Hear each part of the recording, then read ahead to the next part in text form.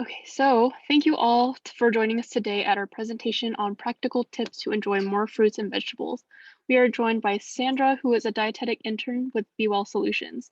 So I'll let her introduce herself in a little bit, but I just want to let everybody know that we'll be recording this presentation and we'll make the video and slide set available for future reference. Be on the lookout for an email with a slide deck, a handout that summarizes this information, and the presentation video itself. We also encourage you to fill out the evaluation form that'll appear at the end of the presentation. So thank you again for joining us, and without further ado, please take it away, Sandra.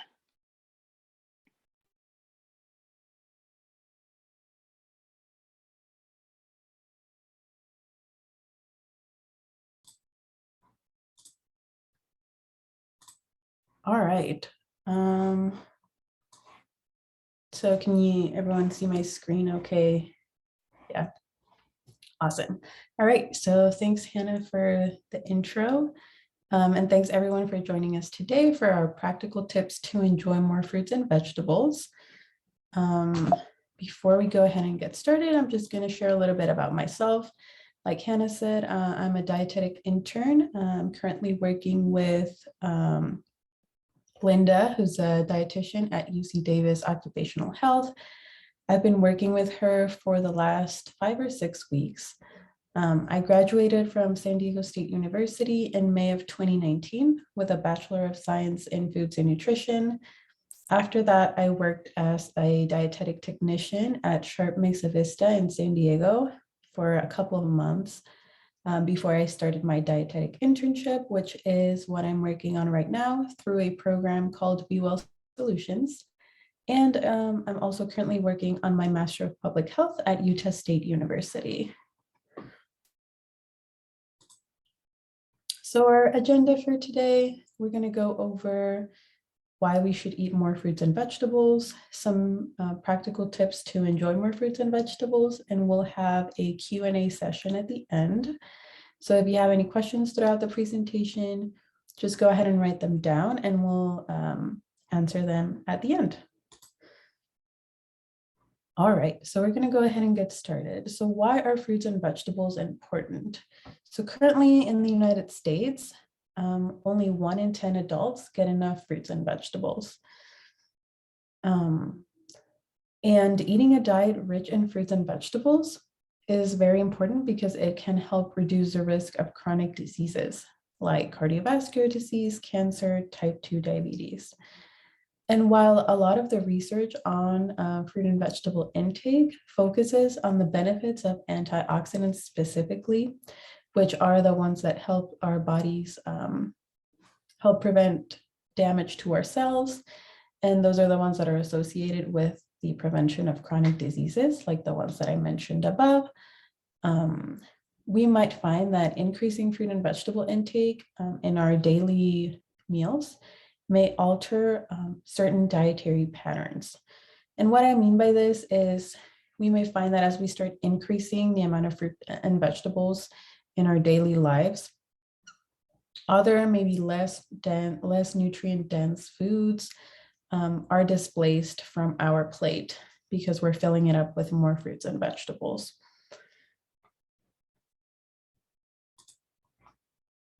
So what are the current recommendations? How many cups or how many fruits and vegetables should we be eating per day? And just real quick before I go over this, just keep in mind that we don't necessarily have to focus on the amount, however many cups of vegetables or fruit we're eating in a day. What we really want to do is just incorporate more fruits and vegetables and just make sure that we're having a variety and balance in our meals. So try not to focus too much on the serving size or measuring things because that can get overwhelming. So the current dietary guidelines for Americans recommend for a 2,000 calorie diet, 2.5 cups of vegetables per day and 2 cups of fruit per day. Now, you might be wondering what a cup actually looks like without having to, measure it every time. So about a cup of fruit would be a medium size fruit which is usually the size of our fist. So a whole fruit, like maybe an orange or a pear or an apple, that's about the size of your fist, would equal about a cup. Half a cup of dried fruit would equal about a cup serving. And this is because dried fruit has all that water taken out of it. So it's smaller and it takes up less space. And this is the opposite for leafy greens. So since there's a lot of space in between the leafy greens when we're measuring them, there's a lot of volume to them. About 2 cups of leafy greens will equal a cup serving.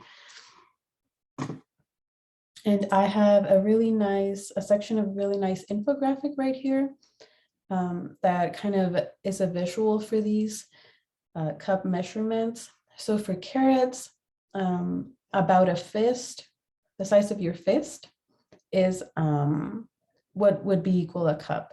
And not necessarily just carrots, any chopped vegetable. It could be carrots, bell peppers, tomatoes, onions, whatever it may be. So about the size of your fist will equal a cup. For leafy vegetables like kale, spinach, romaine lettuce, things like that, like I was saying, you might need about 2 cups or 2 fists to equal a cup serving. And like I was mentioning for fruit, a whole fruit that's about the size of your fist, like an orange, an apple, a peach, is usually about a cup of fruit. And I believe Hannah just put in the chat this link that we are going to share with you guys to the whole infographic. And it's really helpful to have around it. It shares some information about practical ways that you can use your hands to measure other things, not just fruits and vegetables, but also dairy, grains, legumes, protein, things like that. All right, so let's go ahead and jump into our first tip for today, which is challenge yourself. So some people are really motivated by a challenge. And if you are one of those people that are motivated by a challenge, this one is for you. The challenge is make half of your plate fruits and vegetables. So we have a picture right here. A really easy way of increasing your fruit and vegetable intake is every time you go to prepare a meal or maybe heat up some leftovers, divide your plate in half, fill that half with fruits and vegetables, and then fill the other half with a quarter of grains and a quarter of protein. Now, this might seem a little overwhelming if maybe you're not used to including that many fruits and vegetables per meal. So just remember that it takes practice, but we can celebrate little wins, one step and one meal at a time. And like I was mentioning earlier, you may find that some other foods are displaced as you start practicing this. So other more or less nutrient-rich foods might be moved out of your plate because now there's no room for them because you're including more fruits and vegetables. And this might be a good thing. Now, one thing to remember though, it's very important with fiber, when we're increasing fiber, which it'll naturally happen if we're increasing our fruit and vegetable intake, we want to do it slowly because if our bodies aren't used to that much fiber, we might experience some GI discomfort, maybe some constipation, gas. So what you want to do is you want to increase your fiber intake slowly, gradually, and also drink plenty of water with it. That'll really help take you through the process in a smooth way and help you not feel a lot of discomfort. And before we move on to our next tip, I just want to ask everyone if anyone has ever tried this challenge before, if maybe you've tried it with some tweaks that have worked, or maybe you've experienced some challenges while trying this, go ahead and share in the chat box. I'll give you guys a couple minutes to do that.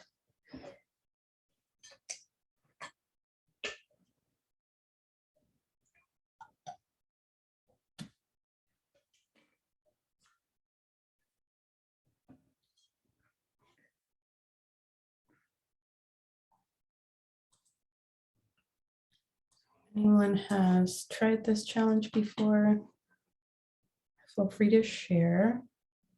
And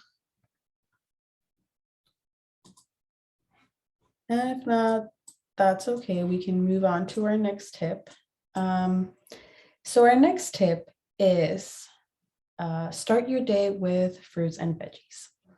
Now, this is a really nice one because it can really allow us to set ourselves up for success by starting our day with fruits and vegetables. Now, if anyone wants to share in the chat, what ways you guys are already adding maybe fruits or vegetables to your breakfast. I have some here listed that I will share. So for example, adding fresh or dried fruit to your oatmeal is a really great way of adding some fruit to your breakfast. Adding a handful of greens or cauliflower to your morning smoothie is also a really good one. And this from personal experience and from other people sharing with me, it seems a little intimidating at first when you're not used to it. Like if it's going to taste good or not, but most people, I will say, are not able to really taste the greens or the cauliflower when they start adding them to their morning smoothies. So it's just a really great way of sneaking some extra vegetables in. Another one is adding vegetables to your omelet. So whatever you like, spinach, tomato, onion, bell peppers, maybe mushrooms. Any of those are great for omelets or maybe scrambled eggs, or even if you tend to have like egg on toast or things like that, you can always add some vegetables on top too. The one thing to keep in mind though, for especially the morning, is to try and keep these fruits and vegetables that you're going to be using washed, chopped, and ready to go.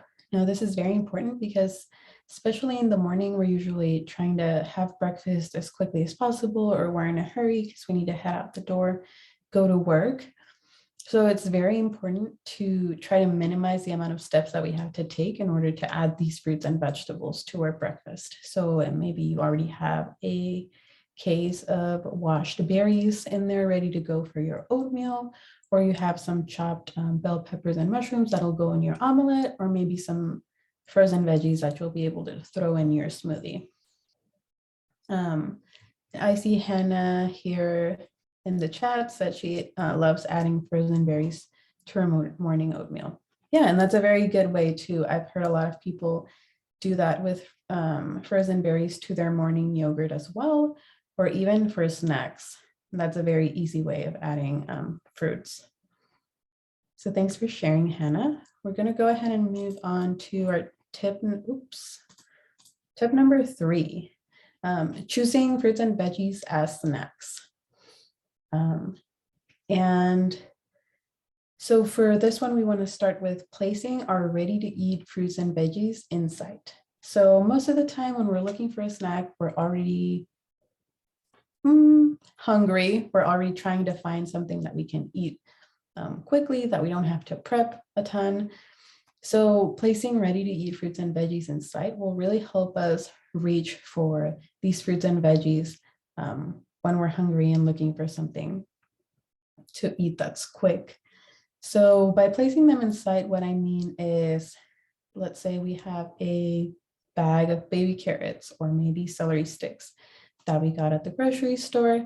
When we come home, we want to place them in the refrigerator at eye level, or the closest to eye level, as close as they can be to eye level, because when we open the door, it'll be one of the first things we see. So it'll naturally make us more inclined to grab it because we see it's already there.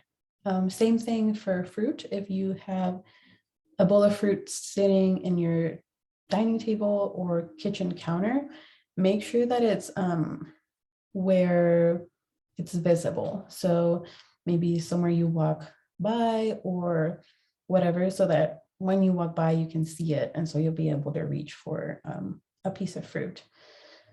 Now, for what has worked for a lot of people in the past is choosing crunchy vegetables to replace chips. So a lot of the times, people have found that when they're eating chips, what they're looking for is that crunchy texture. And for a lot of people, crunchy veggies do the trick.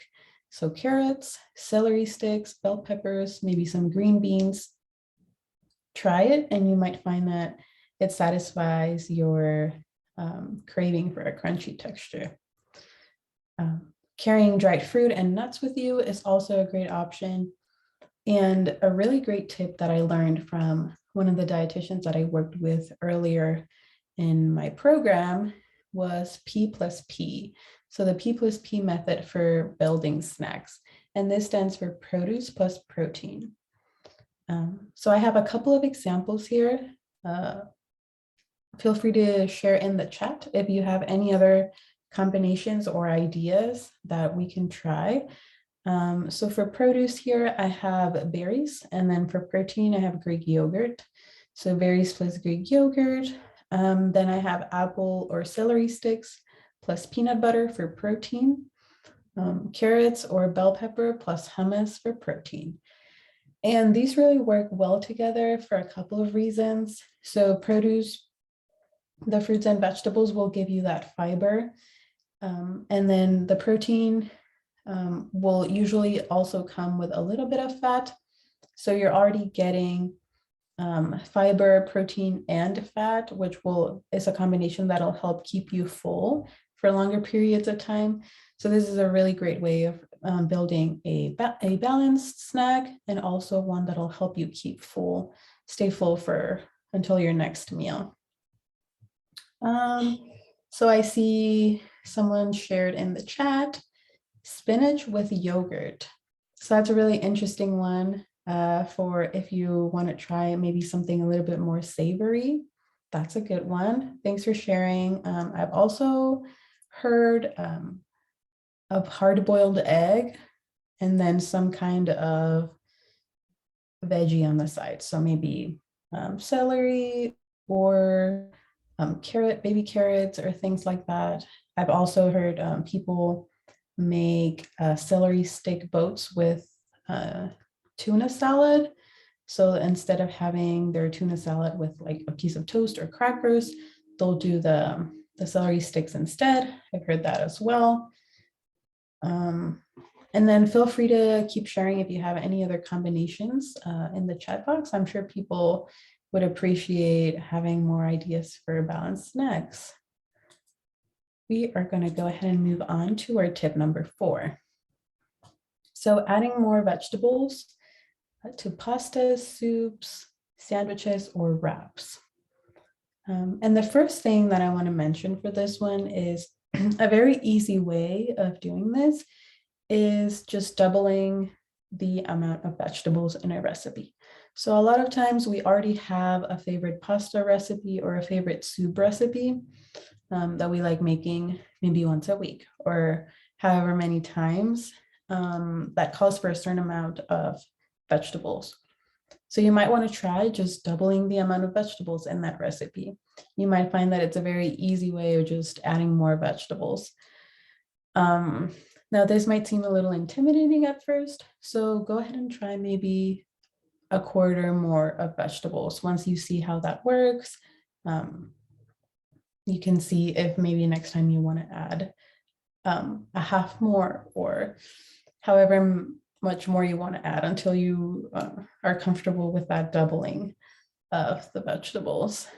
Another really good tip here is to add a handful of spinach or kale or garlic or onion or bell peppers or leafy greens to pasta dishes and soups. So once your pasta or your soup is ready, just grab a handful or 2 handfuls of spinach or kale or whatever leafy green you might have on hand and mix it into your pasta. You might find that it gives it a really nice addition. Also for soup, it's a really easy way of adding them to soups. And if you don't like your veggies to be super, super soggy, just wait until it's ready to serve. And right before you serve it, just mix it in. And that'll leave them a little bit crunchy. Another way is to add broccoli, green beans, and carrots if you want a crunchy texture. And again, if you don't want them to lose their crunch, just wait until the ends are ready to serve and mix them in right before serving. Now, cooked mushrooms and shredded carrots are really good, like texture-wise alternative to meat. they provide a very similar texture to meat in these kinds of dishes, pastas and soups. So if you're looking for a similar texture, you can go ahead and try those. Also, packing your sandwiches or wraps with fresh vegetables. So tomatoes, onions, lettuce, cucumbers, and bell peppers, which I've found I really enjoy in my sandwiches. They give them a really nice crunch and a really nice flavor as well. So Diana, I see in the chat she's sharing, she found roasting veggies makes them taste so much better. I throw a bunch of different kinds of on a cookie sheet or in the air fryer with oil and salt and pepper and garlic or whatever other spices you may like. Yeah, thanks for sharing, Diana. And you'll see in one of our next tips is exactly that. Roasting veggies is one way to make them taste really good. If you were maybe thinking that some vegetables you don't like how they taste boiled or steamed, you might find that roasting is a really good alternative. So thanks for sharing, Diana. We're going to go ahead and move to our tip number 5, which is precisely related to that, making fruits and veggies an easy choice. So for days when it's normal to feel like maybe some days we have less motivation or we just don't feel as inclined to choose the healthier options. So for those days, we want to make sure that on previous days we've made choosing fruits and vegetables as easy as possible. And one of the ways that we can do that, like I was mentioning in the beginning, is as soon as we buy our fruits or vegetables, wash them, prep them, and place them inside so they're ready to eat and ready to use. Another good one is roasting veggies in batches and saving them for lunches or dinners. So this is one that I have recently started trying. I used to be a little bit skeptical about preparing them in advance and saving them to reheat for lunches and dinners throughout the week. But I found that if I didn't prepare them in advance, I was less likely to include any fruits and vegetables in my dinner because I was just trying to find something quick. So I started preparing them at the beginning of the week, and I found that my fear with this was that they would get too soggy with reheating and they wouldn't taste as fresh. But I found that they keep really well if you roast them and you leave them crispy, crunchy. They won't turn too bad when you're reheating them. They'll keep their flavor, they'll keep their crunch. So it's a really easy way of just having veggies ready to go. Frozen veggies are also a really nice option. They can be easily steamed, microwaved, or stir-fried, or even added to maybe a casserole or a stew or whatever you're having for dinner or lunch. And then also canned vegetables are also a very easy way to add veggies, especially to things like pastas, soups, rice, or casseroles. And then if you're already using the oven to cook a meal or a dessert, why not throw in a sheet pan of some chopped vegetables and roast them as well while you're waiting for your meal or your dessert to cook. I found this one recently and I thought it was a great idea to share with you guys. If anyone has any other ways that they prep their veggies or they make sure that they're ready to go so that they're easy to choose throughout the week, go ahead and share them in the chat. And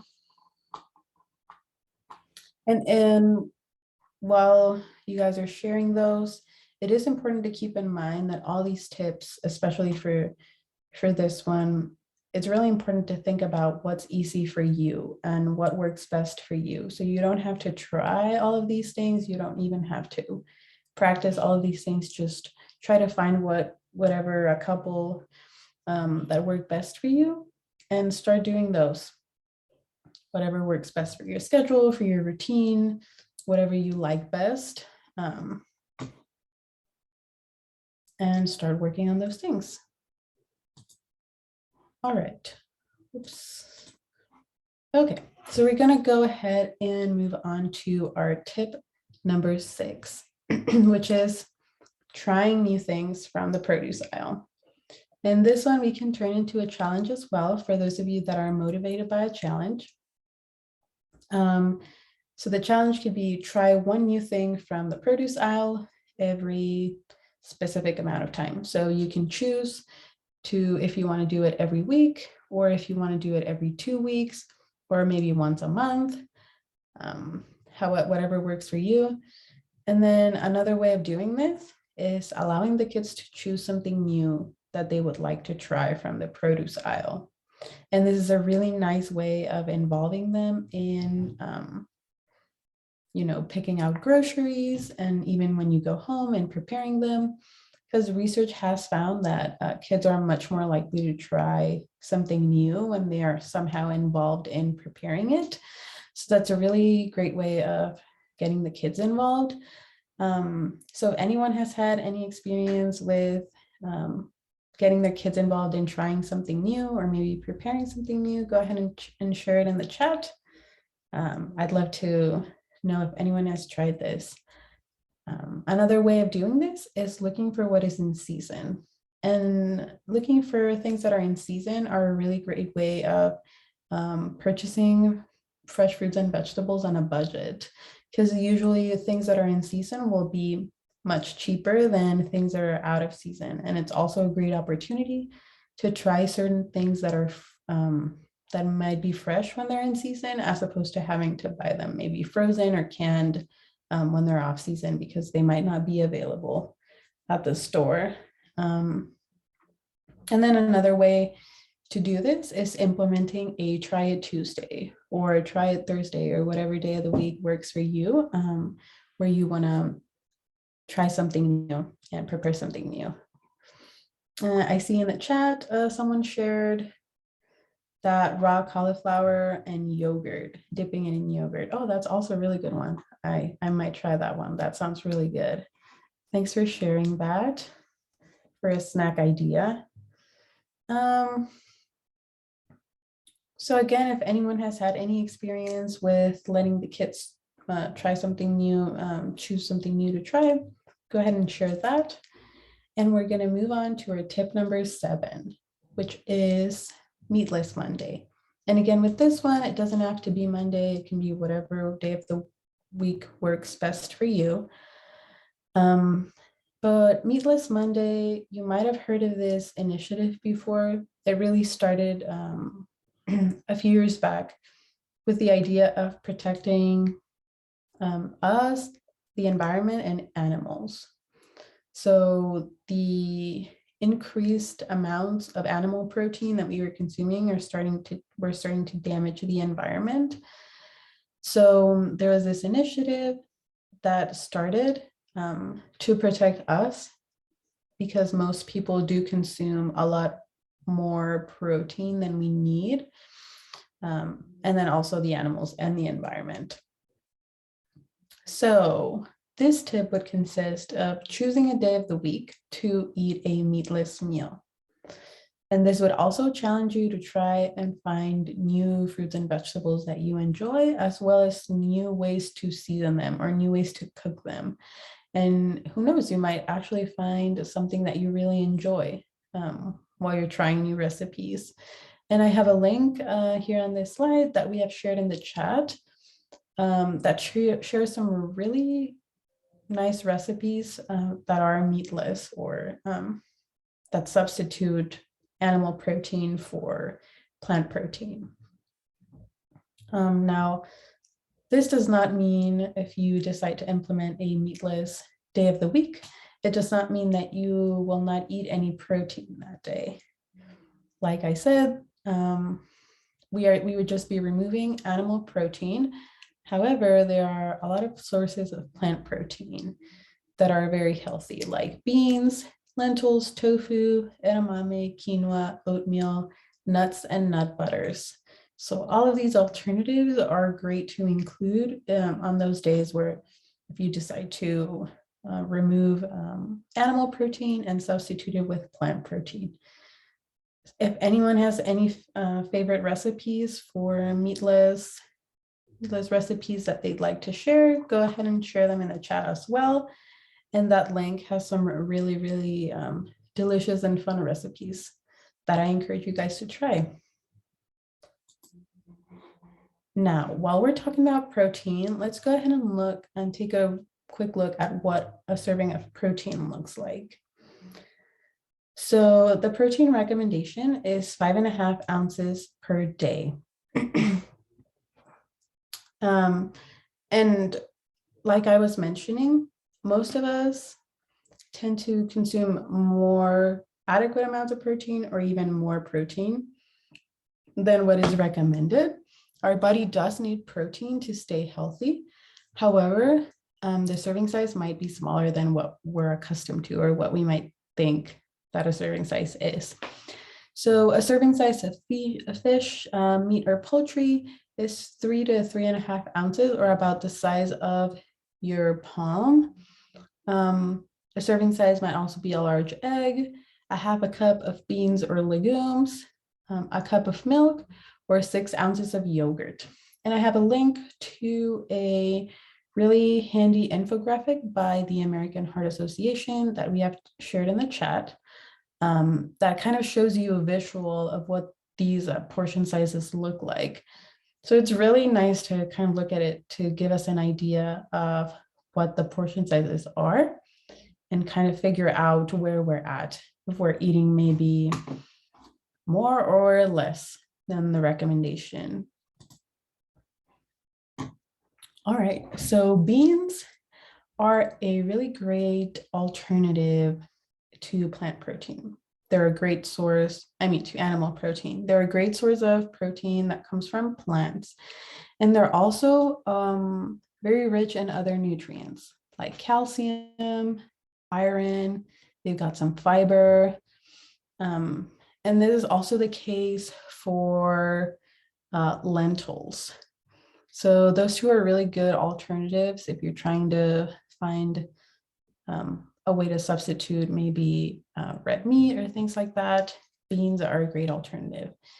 Now, one thing to keep in mind though, for if you're not used to eating a lot of beans, they may cause gas initially. However, there are ways that we can offset that, ways to reduce that. And one of those ways is by soaking your beans overnight before you cook them. And then when you're about to cook them, just rinse them and cook them in fresh water. That'll really help with reducing the gas. Now, a good tip for cooking beans, it can seem like a hassle and overwhelming for a lot of people. But one really good way of kind of dealing with that is cooking a batch at the beginning of the week and then using them throughout the week. Whether you decide to put them in the refrigerator if you feel like you're gonna eat them all, or putting them in the freezer, separating them out and putting them in the freezer for later use. Now, if you're like, you know what, I don't really want to deal with, cooking beans and separating them out and refrigerating them or freezing them and then using them, canned beans are also a great option. So you can just keep them in your pantry. They won't go bad for a very long time. And when you want to use them, you just open a can and they're ready to go. If you're concerned about the sodium content, I would recommend draining and rinsing them. And that way you can get a lot of the sodium that's added to them off of them. Or also a lot of brands have low sodium or no added sodium options. So that's also a really good one if you want to try those.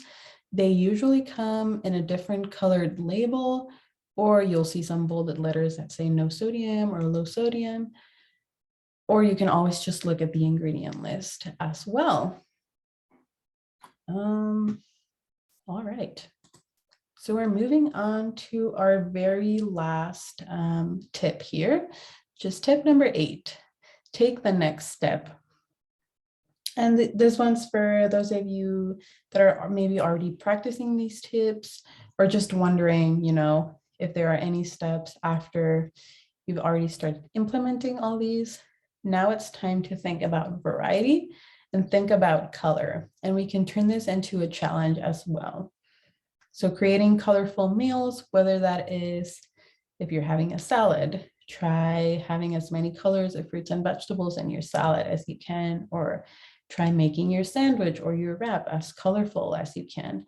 And that also helps with how appetizing or your meal might look. The more colorful, the more colors that you add into it, it'll look better. For your snacks and your omelets too, think about how you can make them look colorful and pretty. And the main reason for adding a lot of color are the phytonutrients, which are the antioxidants that give plants their beautiful, rich colors. So the more variety that we have, not just in color, but also types of vegetables.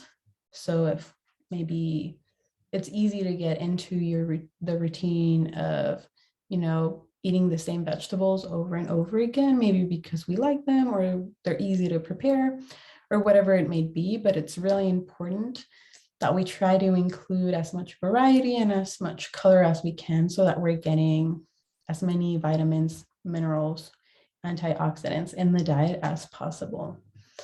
And like I mentioned earlier, antioxidants are very important because they help prevent damage to our cells, which then translates to helping our cells grow, stay strong. They help fight off disease and things like that. So this was our very last tip for the day. And now we will open it up for questions. So if you guys have any questions, go ahead and type them in the chat and we'll do our very best to answer them. If you think of questions after the webinar is over, you can also go ahead and send them to the email that's on screen, wellbeing@ucdavis.edu.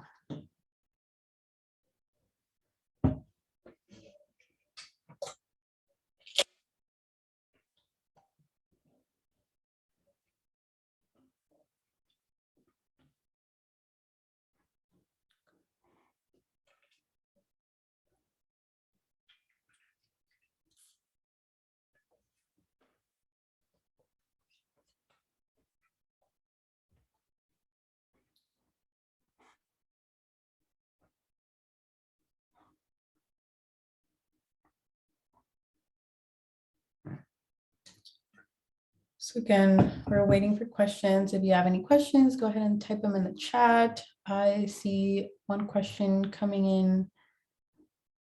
What are some of your go-to resources for recipes? So I really just like going online and kind of looking for recipes.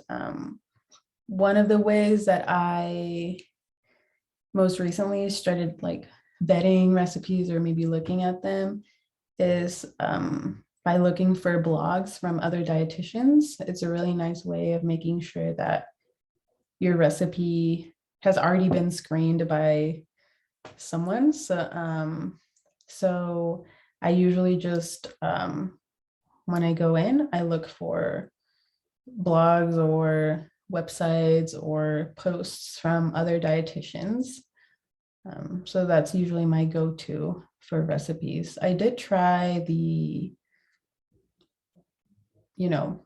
cooking recipe books and things like that, but I found it's just easier to go online and try and find whatever you're looking for. And there's also, a bunch of ways that people prepare things. So it's also a really fun way of like learning new recipes and then adapting those to whatever works best for you.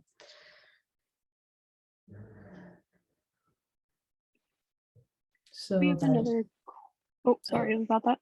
Yeah, we have another question. They're saying for portion sizes, fist size is different for everyone. So should we opt for fist size or measured cup? So like I said, let's not focus too much on measuring like exact amounts. So what we want to try and focus on is variety, balance, having half of your plate fruits and vegetables. So you don't necessarily have to be measuring, carrying around measuring cups if that's something that works for you and that's something that you want to do, you can go ahead and do it, but don't stress too much about it. I would say just the FIS thing is more like to have a general idea of whether or not, you're meeting the recommendation. If you're eating more than that for fruits and vegetables, that's totally okay. Even better. So yeah, just do whatever works for you. Try to focus on variety, balance, and yeah, enjoying as many fruits and vegetables as you can.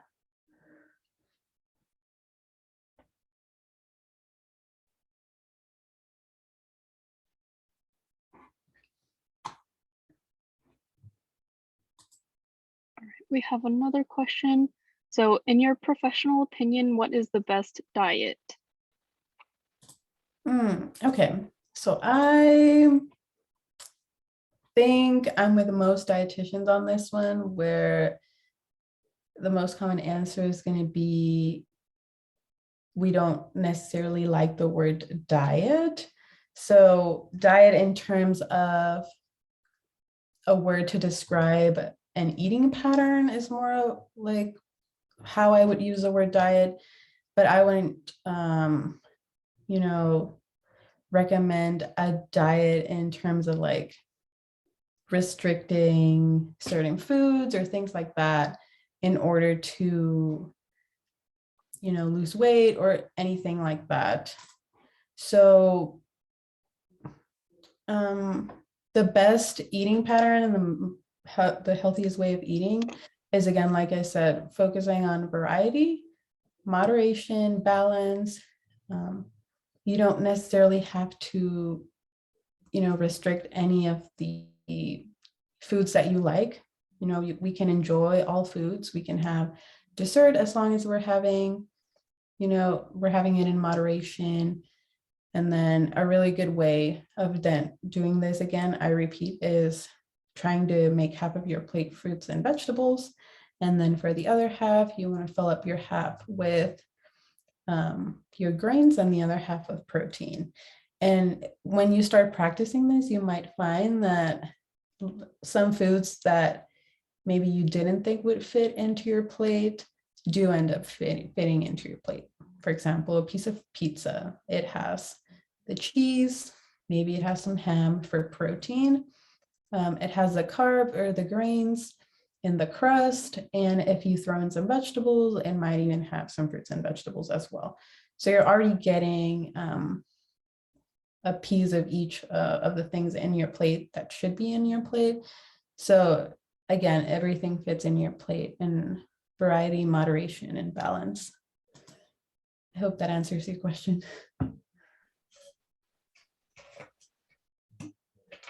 We have another question here asking, what is your opinion on organic versus non-organic? So that's a very good question. In terms of nutrition, I would say they're exactly the same, nutrition wise. The reason that some people might choose to purchase organic is because of the amount of pesticides in food. But even for that, most of the research shows that the amount of pesticides in these foods wouldn't be harmful unless you consume like a ridiculous amount of it. So the amount that is stored in the peel, let's say, of the fruits or vegetables or whatever, wouldn't be enough to actually cause any health issues. So they're perfectly safe to consume, non-organic. Organic is fine too. It's down to personal preference in the end, in my opinion.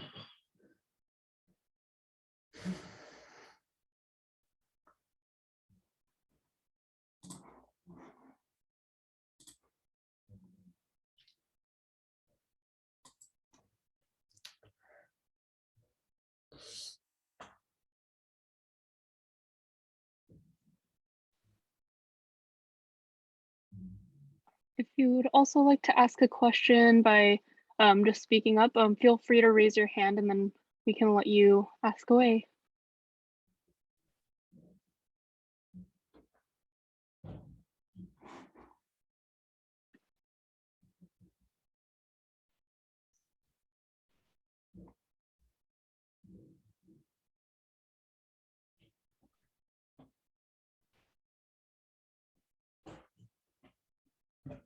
So, it looks like there's no further questions, but I would like to give another virtual hand to Sandra for a wonderful presentation. And thank you all for joining us. We hope that it was insightful. Again, we have our evaluation that will open up after this Zoom closes. So we highly encourage you to fill that out. And if any other questions pop up after this presentation, feel free to email us at wellbeing@ucdavis.edu, and the staff and faculty health and well-being team will be happy to help. Awesome. Thank you for joining us, everyone.